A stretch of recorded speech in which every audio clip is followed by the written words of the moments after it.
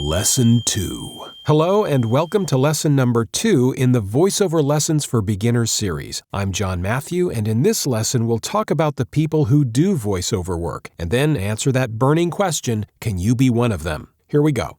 Okay, so who is doing all this work? Well, voiceover is basically an acting job, so a lot of the work is done by on-camera and theatrical actors, including a lot of celebrities you probably recognize, and of course voice acting specialists who only do voiceover work. Then you've got other performers doing VO, like stand-up comedians, singers, even public speakers, because they have to be able to communicate with conviction and emotional content, and of course that's a big part of acting. We'll talk more about this in later episodes. People who work in related fields like broadcasting, advertising, and film and television production often end up doing voiceover work if they've got some talent for it, simply because they're in close proximity to it and are in a good position if an opportunity should come up. And of course, there are also plenty of voice talent that have jobs or businesses in unrelated fields.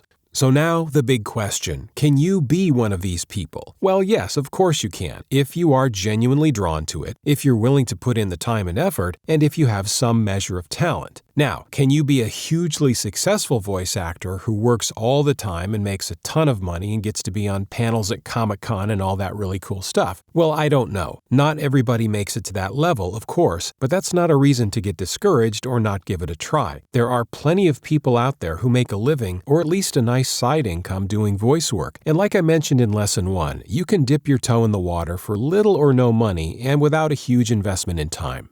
In Lesson 3, we'll talk about the qualities common to voice actors so you can do a quick self-assessment to see if you might be a good match for the job. But of course, the best way is to actually do it, which brings us to this week's assignment. Start reading out loud. Take 10 or 20 minutes a day and just read something out loud. It can be anything, a newspaper or magazine article, a book. You can go to my website and download practice copy for free, or go to YouTube, find a piece of media you like, and transcribe the VO part. This is a great way to get practice copy because you can compare the script to the finished product, and you'll hear what the client wanted the actor to do with that script. There's no need to record at this point. In fact, I'd prefer you didn't, as I don't want you to get self-conscious about your performance. And don't worry about the acting part right now if you've never done any. I just want you to get used to physically reading out loud. We'll start adding performance later on. Now, if you've already got some experience and want to skip ahead to later lessons, by all means do so. But it never hurts to revisit the basics once in a while. Okay, that's it for now. Links are in the description, and be sure to subscribe so you're notified when I post new lessons, which should be every week. Thanks for watching.